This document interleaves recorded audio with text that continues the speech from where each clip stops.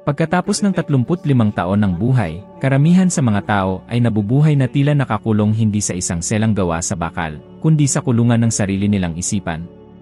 Napansin mo na ba ito? Lumaki tayo sa paniniwalang kailangan nating maging praktikal, laging may mga paa sa lupa, at isuko ang mga pangarap ng pagkabata. Ngunit hayaan mong sabihin ko sa iyo ang isang bagay na maaaring magmukhang kakaiba. Ang pinakamalaking hadlang sa iyong kayamanan, kaligayahan, at layunin ay nasa paraan mismo kung paano mo ginagamit ang iyong imahinasyon sa kasalukuyan. Pagkaraan ng 35 taon, maraming tao ang gumigising, agad na tinitingnan ang kanilang telepono, nakakaramdam ng bigat sa dibdib at nagsisimula ng mag-isip ng mga sakuna, ang bayarin na malapit ng matapos. Ang isang mensaheng maaaring magdala ng problema, ang pulong na tiyak na may kasamang pagpuna. Ito ay imahinasyon na kumikilos, ngunit ginagamit laban sa iyo. Sinabi ni Hill na ang imahinasyon ang pinakamakapangyarihang puwersa sa mundo, at nakikita ko araw-araw kung paanong nasasayang ito sa mga tanawin ng takot. Ilang gabi ka na bang nakatulog na paulit-ulit na iniisip ang pinakamasamang maaaring mangyari at sa huli, wala namang nangyaring ganoon? Ganito ang nangyayari, gumagawa ang isip ng mga larawan, tumutugon ang katawan na parabang tunay ang mga ito, at unti-unting sumusunod ang iyong buhay sa direksyon ng mga larawang iyon. Kapag umabot na sa lampas 35 taon at dala mo na ang maraming patunay ng mga bagay na hindi nagtagumpay, nagiging otomatiko ang negatibong senaryong iyon. Napapansin mo ba? Tumigil ka sandali at tumingin sa paligid. Ang upuan kung saan ka nakaupo, ang teleponong hawak mo, ang kamerang ginagamit para mapanood mo ako, lahat ng ito ay larawan muna bago naging bagay. Ang bawat kaginhawaang ginagamit mo ngayon ay nagsimula sa isipan ng isang taong nangahas na mangarap. Kung totoo ito para sa mga bagay, bakit hindi rin ito magiging totoo para sa iyong kinikita, kalusugan, at mga relasyon? Natuklasan ko na maaari mong literal na dalawin ang hinaharap gamit ang iyong imahinasyon at dalhin ito pabalik sa kasalukuyan. Ganito kumilos ang mga taong labis na nagtatagumpay, nakikita nila kung saan sila patutungo at nagsisimulang kumilos bilang taong naroon na. Tinawag ito ni William James na teknik ng aktor, ginagampanan mo sa loob ang papel hanggang sa tuluyang maging ikaw iyon. Hindi ito sa lamang ka, ito ay tamang direksyon ng isipan.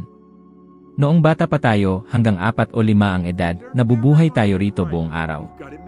Napansin mo na ba ang isang batang malalim ang konsentrasyon, para bang nasa sariling mundo? Hindi siya, wala sa atensyon, nagsasanay siya ng pinakalikhaing kapangyarihang meron tayo. Ngunit ang paaralan, kahit hindi sinasadya, ay nagtuturo ng kabaligtaran, huwag nang mangarap, makinig na lang. Makalipas ang mga dekada, lampas na sa 35 taon, karamihan ay nabubuhay lamang upang magbayad ng mga utang tuwing Lunes hanggang Biyernes at tumakas sa Sabado at Linggo.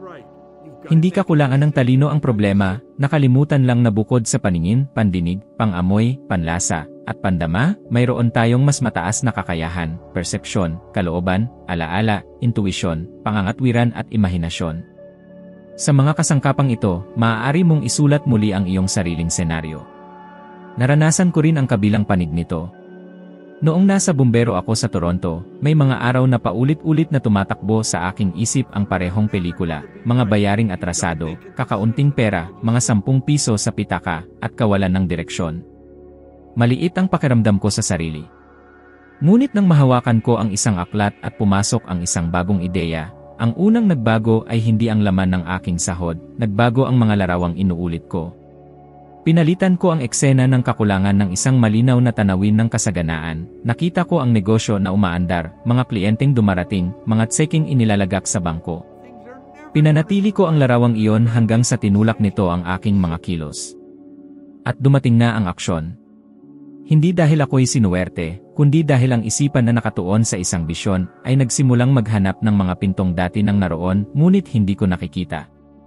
Marahil ay sabihin mo, pero ako'y praktikal. Ang pagiging praktikal, sa maraming pagkakataon, ay pagiging isang pesimistang may magandang paliwanag.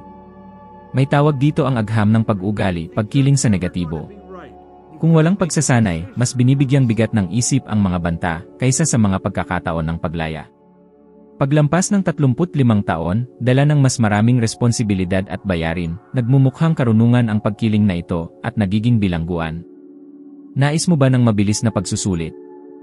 Bantayan ang iyong mga iniisip sa loob ng 24 na oras at bilangin kung ilang senaryong iniisip mo ay tungkol sa mga bagay na ayaw mo. Traffic na tiyak na babara. Kliyenteng tiyak na kakansela. Eksamen na tiyak na babagsak. Nakakagulat ang inventaryong ito, at sadyang dapat itong makagulat, ito ang salamin ng kasalukuyan mong senaryo. Ngunit narito ang magandang balita, ang imahinasyon ay walang kinikilingan. Maaari mo itong pamunuan. May dumadaloy na malikhaing enerhiya sa iyo sa bawat sandali, at ang mga larawang pinananatili mo ang nagtatakda ng panginginig ng iyong katawan na nararamdaman mo bilang emosyon. Kung ang larawan ay puno ng takot, nanginginig ang katawan sa takot. Kung ito ay puno ng layunin, nanginginig ito sa paninindigan. Binabago nito ang paraan ng iyong pagsasalita, paglalakad, pagpili, at tumutugon ang mundo sa tinig na iyon. Ito ang dahilan kung bakit gumagana ang kasabihang ikumilos na parang natamo na, kapag isinagawa ng may integridad, hindi ka nagsisinungaling, nagsasanay ka ng papel na pinili mong gampanan. Ngayon, maging praktikal tayo, sapagkat dito natitisod ang marami. Paano ko papalitan ang pelikula sa isipan kung sumisigaw ang totoong buhay? Una, gawing tiyak ang hindi nakikita. Sa halip na sabihin gusto kong kumita ng mas marami, ilarawan ang eksena na para bang frame ng pelikula. 7:02 ng umaga, nagigising ka ng walang alarm, magaan ang dibdib. Binubuksan ang talaan sa bangko at naroon ang halagang 50,000 piso. May mensahe mula sa isang kliyente na nagpapatunay ng proyektong mahal mong gawin, at ang iyong schedule ay may malinaw na oras ng pagtutok at pahinga. Damhin ang tekstura ng umagang iyon. Ikalawa, ulitin ang eksenang ito sa parehong oras, pagkagising at bago matulog sa loob ng 30 araw. Ikatlo, harapin ang realidad, gumawa ng kahit isang maliit na aksyon bawat araw na gagawin ng taong iyon mula sa iyong hinaharap. Isulat ang panukala. Humiling ng pagpupulong. Mag-aral ng 20 minuto. Ayusin ang pananalapi. Ang imahinasyon ang nagbibigay ng direksyon, ang aksyon ang nagbibigay ng anyo. Ikaw ba ay nag-aalala na baka niloloko mo lang ang sarili mo? Mabuti. Palitan mo ang salitang ilusyon ng salitang pagsasanay. Ginagawa ito ng mga atleta sa lahat ng oras. Isang kilalang halimbawa, ibinahagi ni Jim Carrey na noong wala pa siyang mga papel, sumulat siya ng tseke para sa kanyang sarili at iniisip niyang dumarating ang mga kontrata. Makalipas ang ilang taon, nakapirma siya sa mga trabaho na lumampas sa halagang iyon. Ang mahalaga ay hindi ang tseke mismo, kundi ang masinsinang paggamit ng imahinasyon upang baguhin ang sariling larawan. Hindi mo kailangang maging artista sa Hollywood para magamit ito, kailangan mo lang ng 5 minuto ng katahimikan at ang tapang na aminin kung ano talaga ang gusto mo. At dahil kapag lumampas ka na sa 35 taon puno na ang schedule, narito ang isang shortcut na gumagana. Sa loob ng darating na 1 linggo, maglagay ng mga alarma sa 9 ng umaga, 1 ng hapon at 6 ng gabi na may salitang i-eksena. Kapag tumunog, ipikit ang iyong mga mata sa loob ng 60 segundo at baguhin ang nangingibabaw na larawan ng sandaling iyon. Kung takot kang mawala ng trabaho, palitan ito ng eksenang ikaw ay mahusay, nagtapos ka ng isang proyekto ng malinaw at nakatanggap ng pagkilala. Kung utang naman ang iniisip, palitan ito ng kaayusan, nakikita mo ang talaan ng gastos, ramdam ang ginhawa, at gumagawa ng tiyak na hakbang. 60 segundo. 3 beses sa isang araw. Mukhang maliit, ngunit ganito binabago ang isang nakaugaliang kaisipan, madalas na maliliit na pagsasanay. Isang mabilis na putol, tingnan ang 3 bagay na malapit sa iyo at isipin sa loob mo, nagsimula ito bilang larawan. Gawin mo ito ngayon. Ang munting paghinto na ito ay pumupunit sa padron ng hindi kaya, at nagpapaalala ng halatang nakakaligtaan natin, ang mundo ay sumusunod sa malinaw na larawan. Ganoon din ang iyong buhay. At heto, isang hamon para sa gustong lumampas pa, at, simple lang ito, sa loob ng 7 araw, ipagbawal ang mga imaheng ayaw mo sa unang 10 minuto matapos magising. Kung lilitaw ang mga iyon, sadyang palitan ng isang eksenang susi mula sa iyong hinahangad na hinaharap. Iisa lamang ang eksenang iyon, araw-araw mo itong ulitin. Kung magkamali, magsimula muli kinabukasan. Pagkaraan ng 1 linggo, mapapansin mo ang pagbabago sa iyong damdamin, focus at mga desisyon. Makikita mong hindi ang realidad ang humahadlang pagkatapos ng 35 taon, kundi ang pelikulang pinapatakbo mo sa loob. At ang pelikulang iyon, mula ngayon, ay responsibilidad mong idirekta. Kapag iniisip ko kung paano ako hinubog ng paaralan, nararamdaman ko ang halong lungkot at galit, lungkot dahil ang malikhain kong pagkabata ay napabagal ng mga patakarang akala'y makabubuti. Galit dahil hindi sinasadyang ginawa ng sistema na kahiya-hiya ang imahinasyon. Malinaw kong naaalala ang araw na naputol ang hinlalaki ko ng bandsaw sa Danforth Tech at, hindi nagtagal, iniwan ko ang paaralan at nagpalipat-lipat sa walang kwentang trabaho, nagpalit ng langis, nagbantay sa istasyon, gumawa ng kahit anong serbisyo na nagbabayad sa pagtatapos ng araw. Masakit ang sugat sa daliri, pero ang mas mabigat ay ang pagkakadiskubre na, sa paningin ng iba, ako ay naging praktikal na tao na wala ng karapatang mangarap. At iyan ang ginagawa ng tradisyonal na edukasyon sa milyon-milyon, ginagawang pagkakasang-ayon ang dating kuryosidad. Tignan ito ng malinaw, ang mga bata hanggang 5 taong gulang ay nabubuhay sa tuloy-tuloy na imahinasyon, natural na kalagayan nila yon, ngunit habang umaakyat sila sa mga taon ng pag-aaral, madalas ay nawawala ang panloob na pahintulot para mag-imbento, magtanong at sumugal. Ang mga pananaliksik na sumuri sa milyon-milyong pagsusulit ay nagpakita ng malinaw na pagbaba sa malikhaing pag-isip habang lumalakad sa edukasyon, hindi lang ito tsismis, nasusukat ito. Ang pagbagsak na ito ay hindi kasalanan ng isang tao, ito ay resulta ng samut-saring polisiya, paraan ng pagsusuri at pressure na palaging tama ang sagot kaysa maging orihinal ang tanong. Naisip mo na ba kung ilang ulit, matapos ang 35 taon, ikaw mismo ang pumipigil sa sarili bago pa man isulat ang isang ideya? Bata pa yan. Hindi yan kikita. Hindi yan bagay sa sumko. Ang mga pariralang ito ay mga batong bumubuo ng hindi nakikitang bilangguan. At ang epekto nito ay naiipon, habang mas matagal mong kinukutya ang batang malikhain sa loob mo, mas madali mong tanggapin ang pangkaraniwang gawain bilang realidad. May mga pag-aaral na nagpapakita na ang kakayahang mag-isip ng maraming solusyon para sa iisang problema ay madalas bumababa habang bata pa hanggang kabataan, maliban na lang kung ito ay sinasanay. Ang ibig sabihin nito, hindi permanente ang problema, kundi pinapabayaan lamang. Ano ang kinalaman nito sa pera? Lahat. Kapag pinipigil ang imahinasyon, nagiging nakatuon ka lang sa ligtas na daan, matatag na trabaho, inaasahang rutina, mga pasyang nakabatay sa takot. Ipinaliwanag ng agham ng pag-ugali na mas pinapansin ng utak ang negatibo, batikos, pagkawala, panganib, kaysa sa positibo, isang kilalang pagkiling ito, mas mabigat ang masama kaysa mabuti. Iyan ang dahilan kung bakit ang maliit na panganib sa pananalapi ay nagiging sobrang laki sa iyong isip, at kung bakit mas pinipili ng maraming tao ang komportableng bilangguan ng tiyak na sahod kaysa sa alanganing pagtalon sa ideyang buhay na buhay. At higit pa, totoo ang ugnayan ng pera at emosyonal na kalagayan, ngunit masalimuot. May mga pag-aaral na nagpapakita na ang kawalan ng katiyakan sa pananalapi ay nagpapalakas ng negatibong damdamin at naglilimita sa kakayahang maging malikhain. Ang pagkakaroon ng sapat na yaman ay nakababawas ng araw-araw na stress at nagbibigay ng puwang sa isip para magplano at mangarap.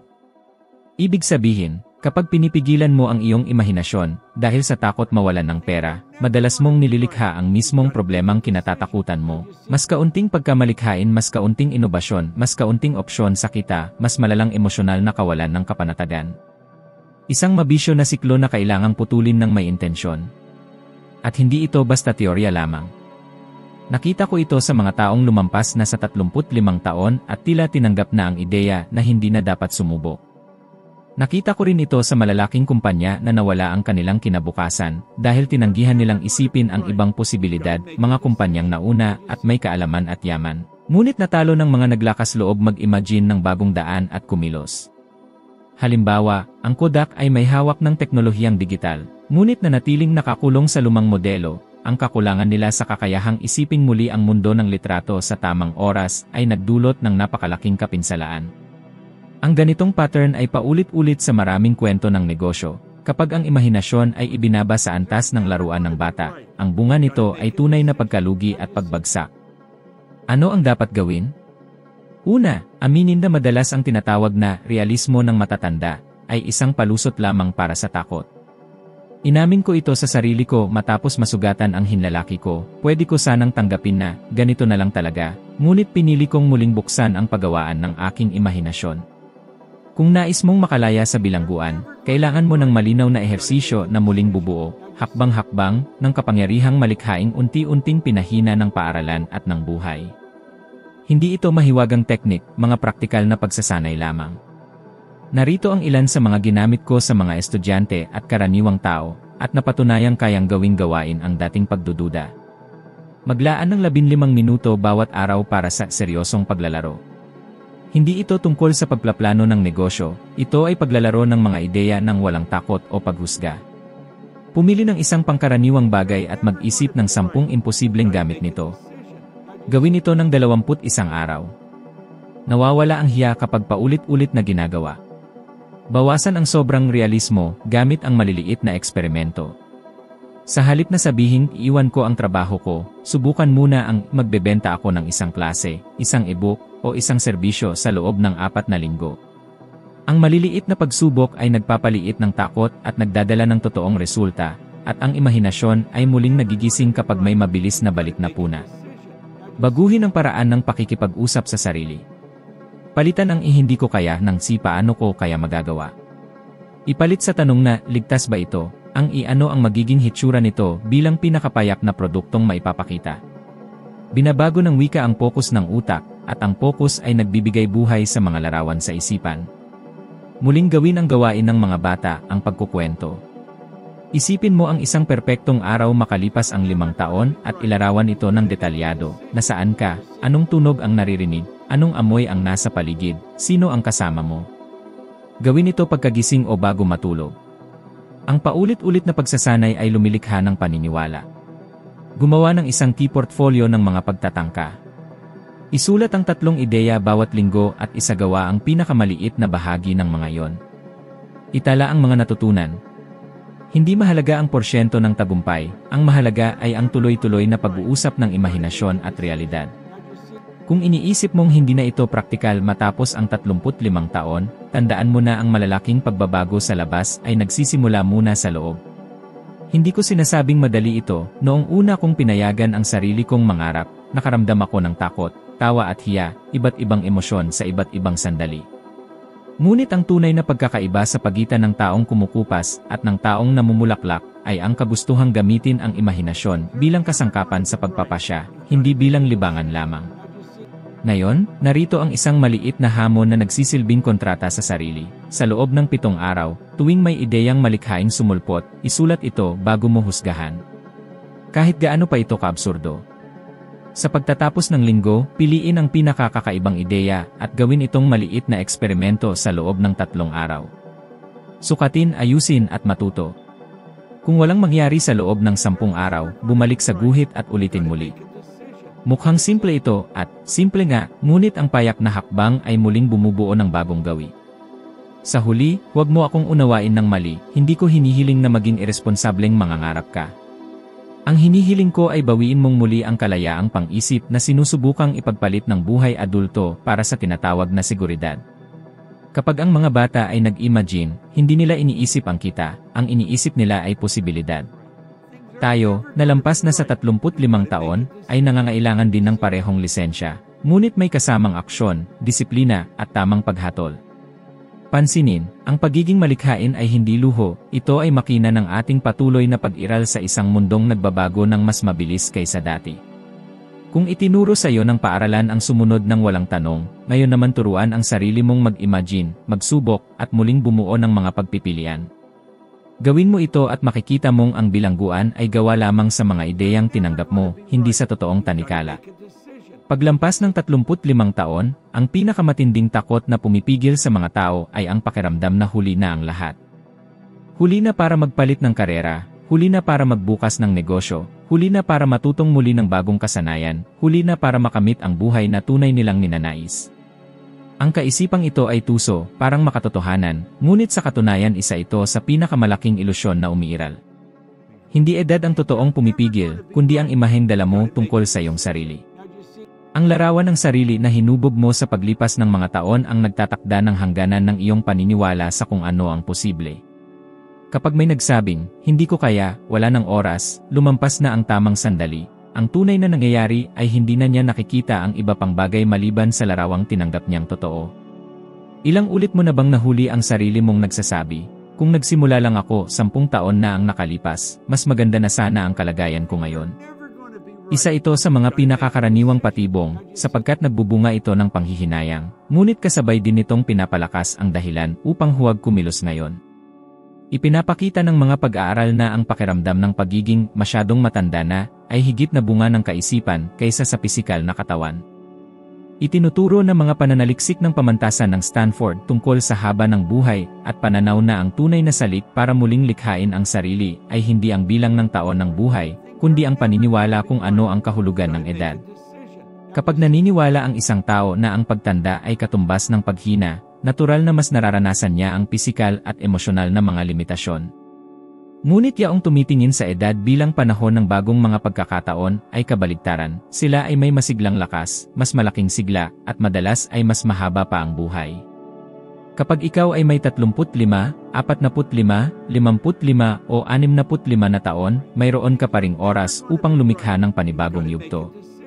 Isipin mo ang mga taong natuklasan lamang ang kanilang layunin sa huling bahagi ng kanilang buhay. Si Harlan Sanders, kilala bilang si Coronel Sanders ng USA, ay may 65 taon na nang simulan niyang palawakin ang ideya ng pritong manok na kalaunan ay naging pandaigdigang negosyo. Si Nelson Mandela na may nakulong ng 27 taon at pagkatapos ng higit 70 taon ng kanyang edad ay naupo bilang Pangulo ng Timog Aprika. Hindi ito mga himalang eksepsyon, kundi mga paalala na ang edad ay hindi hadlang, ang paniniwala ang tunay na harang. Naranasan ko mismo ito. Nang iwan ko ang paaralan ng maaga, nang ako'y nasugatan at naniwalang wala na akong kinabukasan, inisip kong nawala na lahat ng pagkakataon. Wala akong natapos, wala akong kakilala, wala akong pera. At nang nagpasya akong lisanin ang bombero upang magbukas ng sariling negosyo sa paglilinis, pinagtawanan ako ng mga tao. Wala kang pinag-aralan, paano ka lalaban sa malalaking kumpanya, sabi nila. Kung naniwala ako sa imahe na hawak nila tungkol sa akin, sigurado akong bugugulin ko ang natitirang buhay ko sa pagtalon mula sa isang trabaho papunta sa iba, naghihintay lamang ng sahod sa dulo ng buwan. Ngunit pinili kong pakainin ang ibang larawan, isang larawan ng aking sarili na yumayabong, kahit wala itong kabuluhan sa kahit sino noon. Ang takot na nahuhuli ka na ay konektado sa takot sa kabiguan.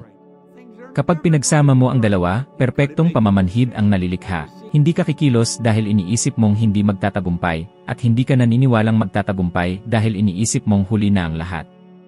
Para kang nakakulong sa selda na ikaw mismo ang nagsara mula sa loob.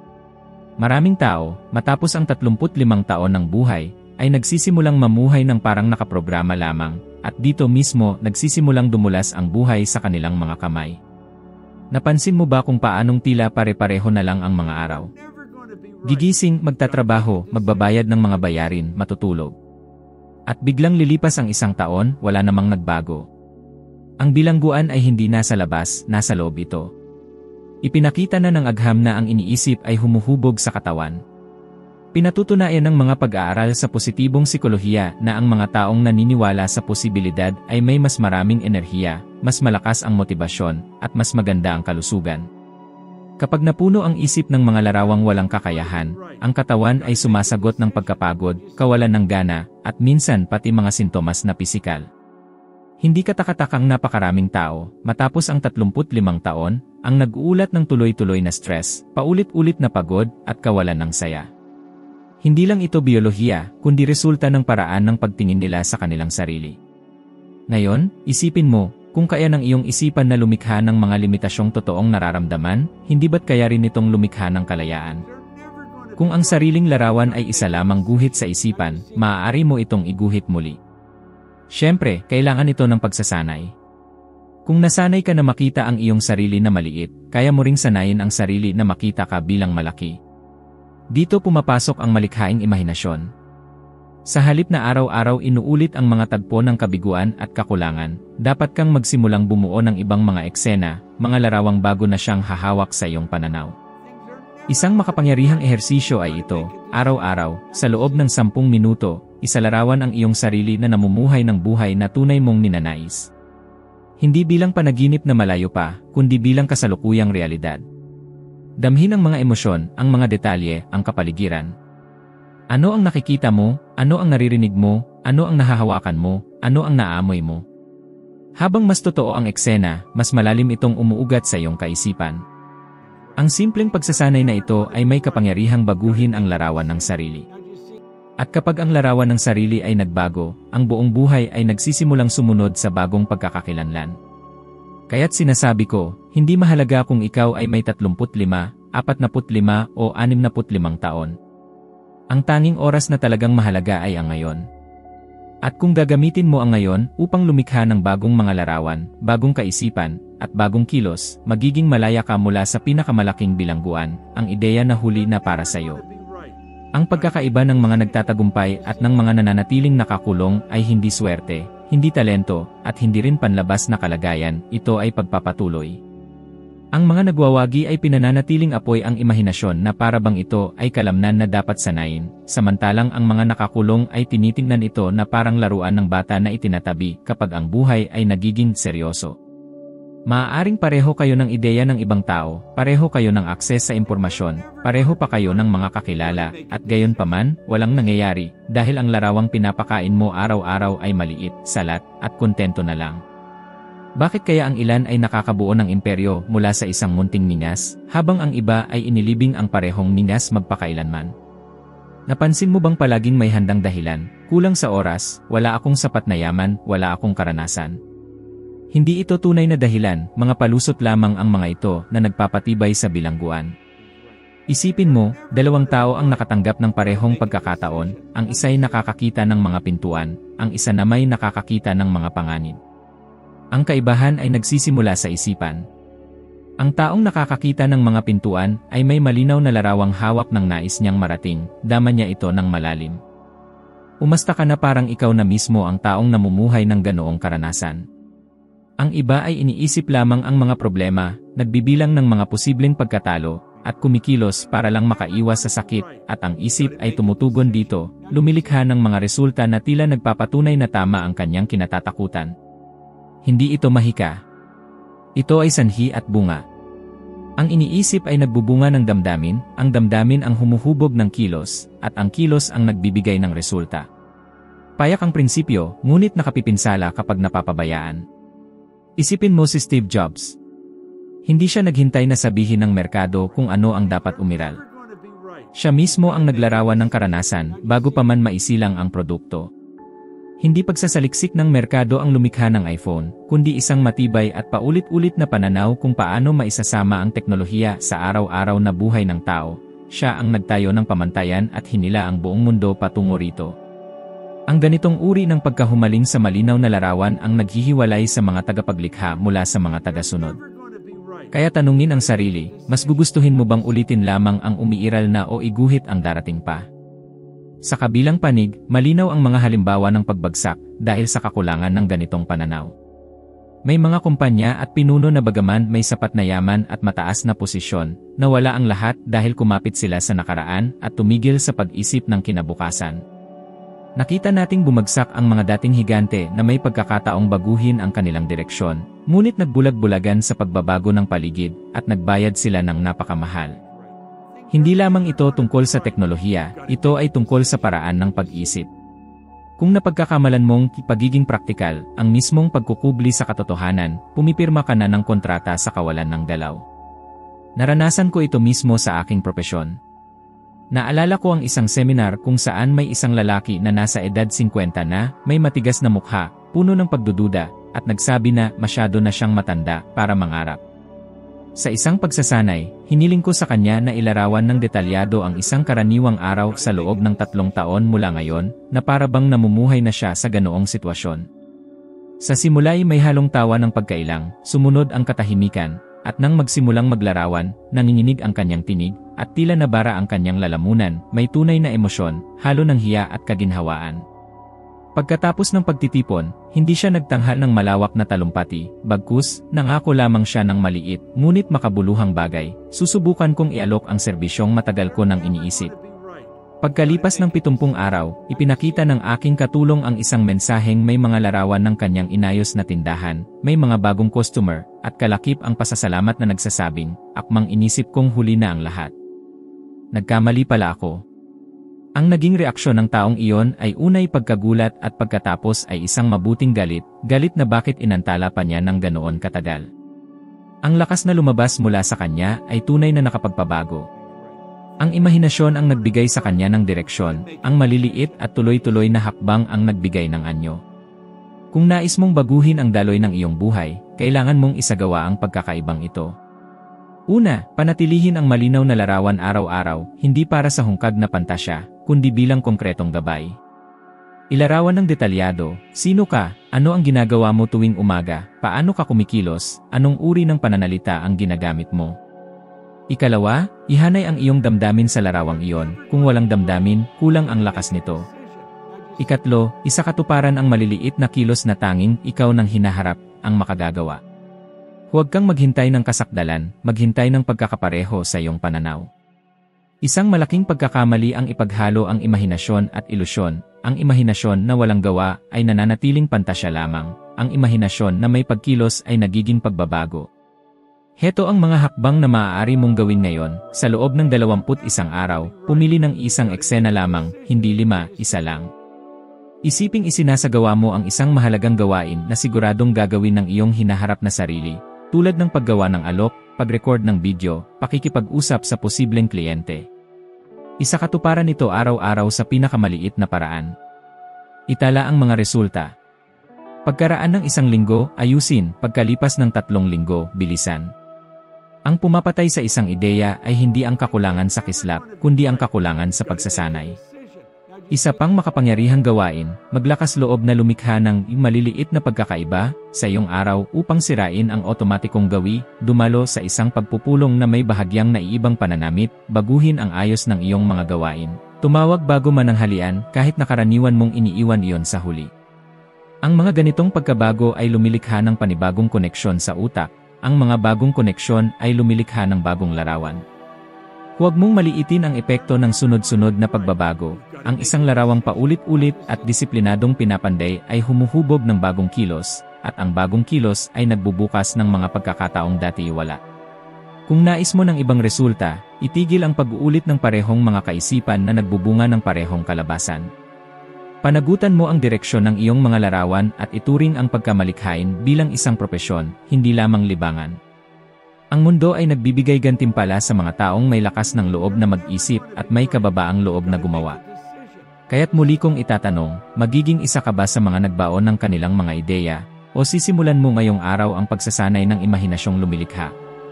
Gawin mo na ngayon ang isang maliit na pagsubok, ipikit ang mga mata sa loob ng 2 minuto at makita ng malinaw ang isang tagpo ng tagumpay. Damhin ito. Bukas, ulitin. Pagkalipas ng 21 araw, ihambing ang sarili, kung walang nagbago, nilabag mo ang pangako. Kung may nagbago, sinimulan mo ng makalaya sa kulungan. Ang pagpili ay simple, ang pagsasakatuparan ay araw-araw. Kung may isang katotohanan kang dapat dalhin mula rito, ito ay ito, matapos ang 35 taon ng iyong buhay. Ang iyong imahinasyon ay maaaring maging bilangguan na nagtatali sa iyo sa parehong lugar o siya mismong susi na magbubukas ng pinto tungo sa isang panibago at ganap na naiibang buhay. Lahat ng iyong pinapangarap, lahat ng iyong ninanais, nagsisimula bilang isang malinaw na larawan sa iyong isipan. Kapag natutunan mong panatilihin ang larawang iyon at kumilos ayon dito, walang makahahadlang sa paglago na nakahanda na para sa iyo. At kung ngayong araw ay nakakyat ka ng isang baitang sa iyong kamalayan, alamin mong sa susunod na video ay aakyat ka pa ng higit, isang simpleng hakbang, ngunit makapangyarihan, para maging 1% na mas mahusay kaysa sa ikaw ngayon. Ako'y nagpapasalamat na kasama ka rito at hinihintay kita sa susunod na video na lumilitaw na riyan sa iyong screen.